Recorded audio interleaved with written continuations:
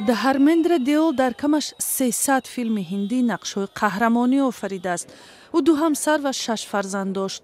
Дар филми Али Бобо ва Чилроҳзан, ки солҳои 80-уми асри гузашта дар Ҳиндустон, Ӯзбекистон ва Тоҷикистон наворбардорӣ шудааст, нақши қаҳрамони асосӣ Али Бобо ва ҳамсараш Ҳема Малини нақши Марҷонаро бозиданд.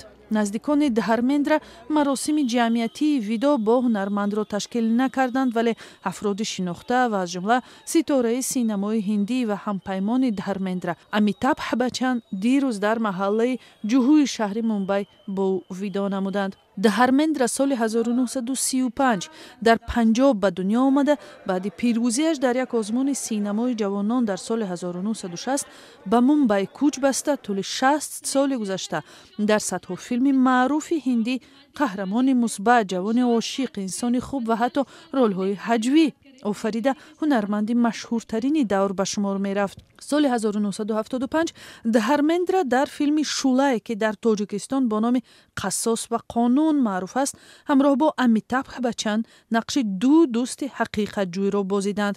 ин филм ҳамчун намунаи фарҳанги ҳиндӣ эътироф шудааст. ҳамсари аввали Дхармендра Пракаш Каур мебошад. онҳо пеш аз шӯҳратёр шудани Дхармендра издивоҷ карда буданд. соли 1980 Дхармендра бидуни талоқи ҳамсараш бори дуюм ва ин дафъа бо Ҳема Малини издивоҷ кард.